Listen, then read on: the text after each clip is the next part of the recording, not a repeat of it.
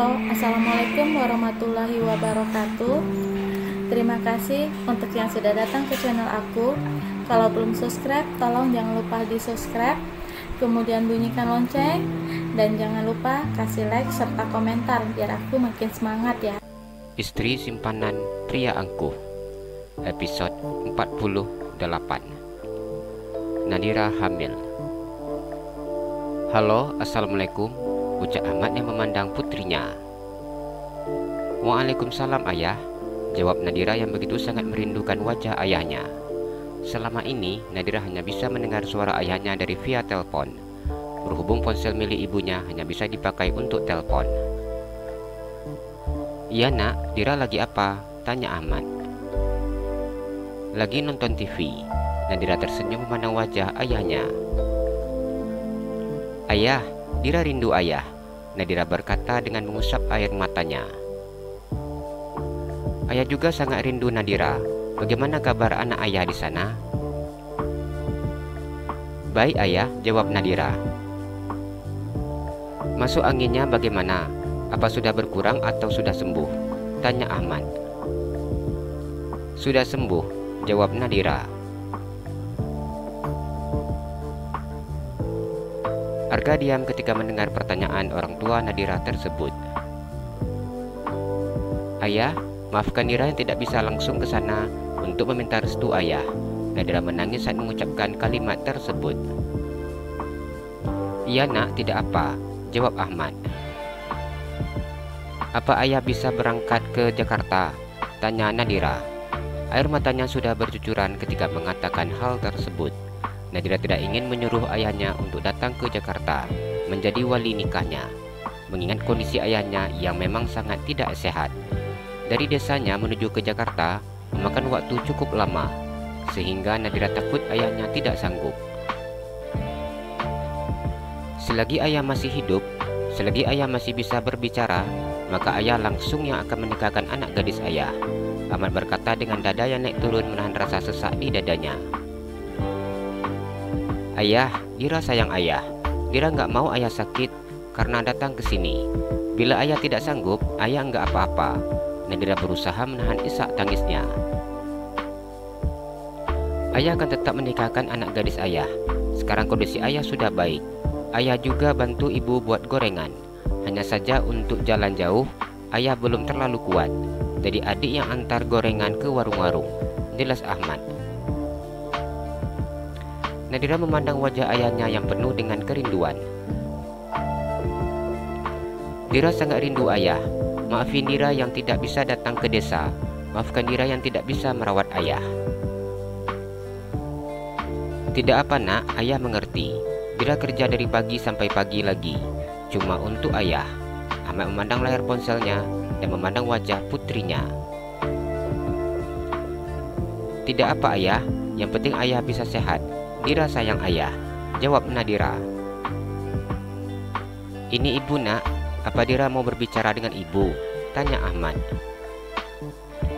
Iya, Dira mau bicara sama ibu, jawab Nadira. Ahmad memberikan ponsel ke tangan istrinya. Halo nak, jawab Erna. Air matanya mengalir dengan sendirinya. Sejak tadi ia berusaha menahan tangisnya. Namun saat melihat wajah putrinya, Erna tidak sanggup menahan air matanya. Erna tidak tahu apa yang terjadi. Namun setelah mengulang kembali cerita putrinya yang masuk angin setiap pagi, membuat tubuhnya gemetar menahan rasa sakit di dadanya. Bagaimana mungkin putrinya bisa mengalami ini semua? Bagaimana mungkin putrinya bisa mengenal pria itu? Erna diam seketika. Ketika memandang wajah Teddy, ia mengingat nama pria itu, pria yang sudah meminjamkan uang untuk biaya pengobatan suaminya. Ibu, panggil Nadira. Iya nak, jawab Erna yang dengan cepat mengusap air matanya. Ibu datang ke sini ya? Iya nak, Dira sehat? Tanya Erna. Sehat bu, Dira sudah sangat rindu ibu, ayah dan Fahri. Nadira menangis. Bisa berjumpa dengan keluarganya seperti ini bagaikan mimpi untuknya. Iya nak, ibu juga. Ibu akan langsung ke sana. Di sini sudah ada mobil yang jemput, jawab Erna. Fahri mana Bu? Tanya Nadira. Adik tadi pergi nganterin gorengan ke warung, sekalian beli minyak goreng. Sebentar lagi pasti pulang, jawab Erna. Nadira tersenyum mendengar cerita ibunya. Dira sudah tidak sabar nungguin ibu datang. Ya nak, ibu akan langsung siap-siap. Assalamualaikum, ucap Erna yang sudah tidak sabar untuk berjumpa dengan putrinya. Ia ingin melihat langsung seperti apa saat ini kondisi putrinya. Arga mengambil kembali ponsel miliknya yang diberikan calon ibu mertuanya. Halo, Arga tersenyum memandang layar ponselnya. Nadira mengusap air matanya ketika memandang wajah pria tersebut. Abang akan langsung ke Jakarta sama ibu dan ayah, jelas Arga. Pria itu berharap Nadira tidak merasa sedih lagi setelah mendengar kabar dari kedua orang tuanya. Santai saja bawa mobilnya, ayah nggak sehat badannya, pinta Nadira. Iya, enggak buru-buru kok. Lagian mobil untuk ayah, kursinya sudah disetel rebah, jadi ayah nggak perlu duduk dalam waktu yang lama, jelas Arga. Nadira tersenyum saat mendengar ucapan pria itu. Makasih ya bang ponsel barunya, ucap Nadira. Iya, suka warnanya, tanya Arga. Suka, tapi belum terlalu pandai pakainya, jawab Nadira dengan sangat jujur. Nanti abang ajarkan. Udah ya, ini lagi ngobrol sama ayah dan ibu, ucap Arga. Arga sangat asik berbicara dengan Nadira, hingga ia lupa bahwa semua mata yang ada di sana memandang ke arahnya. Iya, jawab Nadira yang kemudian memutuskan sambungan telepon. Kok nggak ada cium-ciumnya? Arga berkomentar di dalam hatinya. Assalamualaikum. Fahri berdiri di ambang pintu. Anak laki-laki berusia 15 tahun itu tampak begitu sangat ragu untuk masuk ke dalam rumahnya. Fahri tidak mengerti mengapa ada 3 unit mobil mewah yang terparkir di halaman rumahnya, dan saat ini ternyata ada tamu sedang berbicara dengan kedua orang tuanya. Waalaikumsalam, jawab Erna. Ibu, ini minyak gorengnya, ucap Fahri yang masuk ke dalam rumah dengan sedikit menganggukkan kepalanya, memandang tamu-tamu yang tidak dikenalnya. Iya nak, jawab Erna yang beranjak dari tempat duduknya. Permisi ya, ibu mau siap-siap dulu, ucap Erna. Enggak usah bawa barang banyak-banyak bu, cukup barang-barang penting aja yang dibawa. Nanti di sana semuanya akan saya sediakan, tutur Arga. Ibu hanya mengambil pakaian saja, ucap Erna. Ibu bawa sedikit saja baju-bajunya, Arga mengulang kembali ucapannya. Erna begitu sangat bingung mendengar ucapan pria yang akan menjadi menantunya, namun ia tetap menganggukkan kepalanya. Ahmad memandang Arga, begitu banyak yang ingin ditanya kepada pria tersebut. Nah Arga kenal sama Nadira di mana? Tanya Ahmad. Arga bingung untuk memberikan penjelasan kepada pria yang akan menjadi mertuanya tersebut. Walaupun pertanyaan yang diberikan pria itu begitu sangat sederhana, namun sangat sulit bisa dijawabnya. Pak, ibu sudah siap karena sudah berganti pakaian. Ia hanya membawa sedikit pakaian saja sesuai diminta oleh calon menantunya. Tanpa diminta oleh menantunya tersebut, Erna juga tidak akan membawa pakaian yang banyak, mengingat pakaiannya hanya sedikit yang layak pakai. Bapak ganti baju dulu. Tadi baju batik untuk bapak sudah ibu letak di atas tempat tidur, jelas Erna.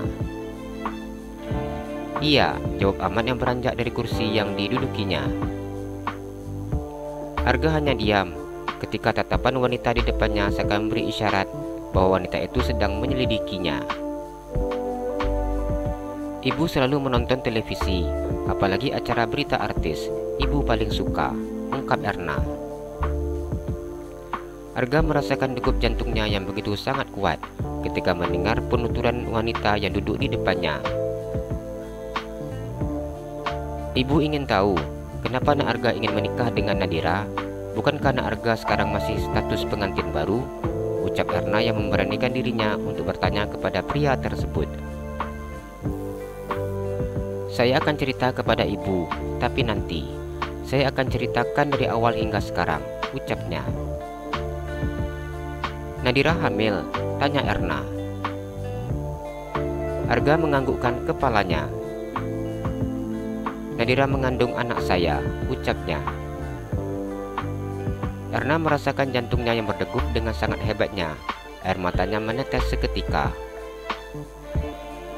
Ibu, bagaimana dengan gorengan yang sudah aku titipkan di warung?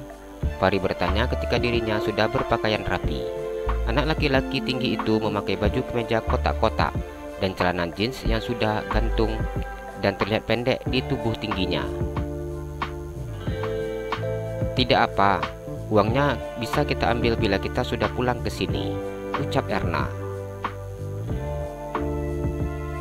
Jadi kita ke Jakarta ketemu Kak Nadira, Bu? Tanya Fahri.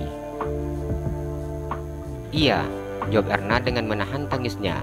Ia selalu melakukan komunikasi dengan putrinya, namun putrinya tidak pernah menceritakan tentang kehamilan tersebut.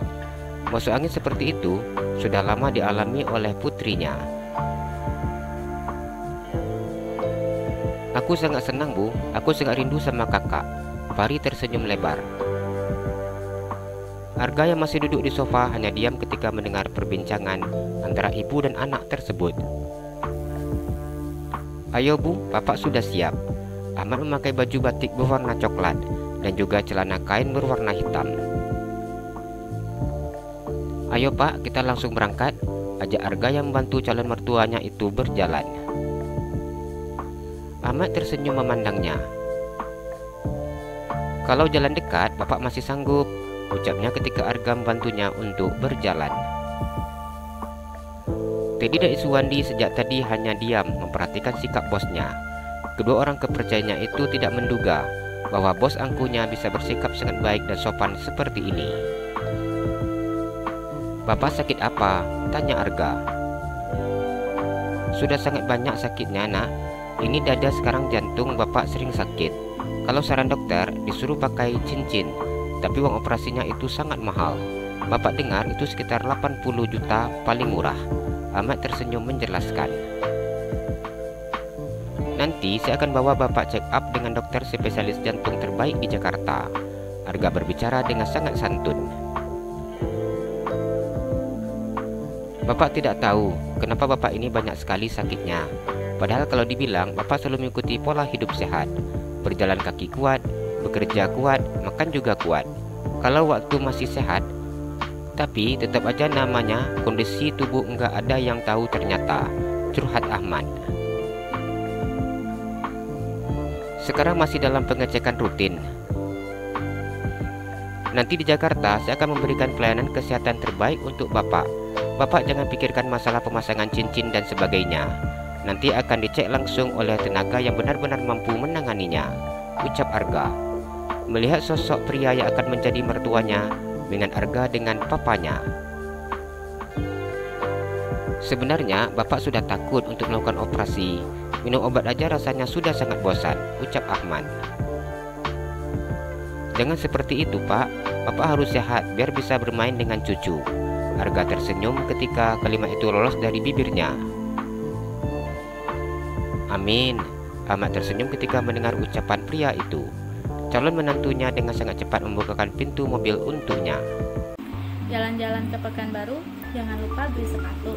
Kalau kamu suka channel aku, please subscribe aku. Terima kasih.